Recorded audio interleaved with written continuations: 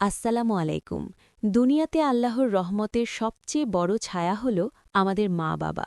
কিন্তু আমরা কি জানি তাদের সাথে করা আমাদের ব্যবহারে নির্ধারণ করতে পারে আমাদের জান্নাত বা জাহান্নাম? ১. সম্মান ও বিনয়। আল্লাহ তাআলা কুরআনে বলেছেন, তাদের সাথে শব্দটিও বলো না। বয়স বাড়লে মা বাবা অনেক সময় শিশুর মতো হয়ে যান।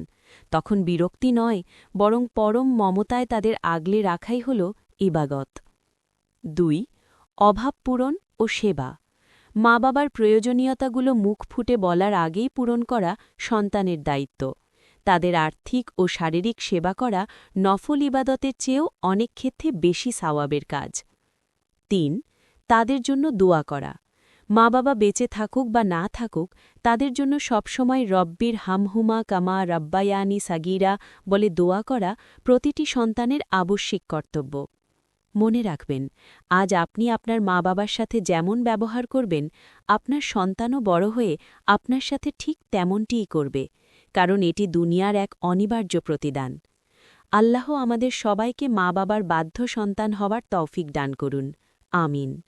ভিডিওটি ভালো লাগলে শেয়ার করে সাদকায়ে জারিয়ার সওয়াব হাসিল করুন। আমাদের সাথে থাকার জন্য ধন্যবাদ।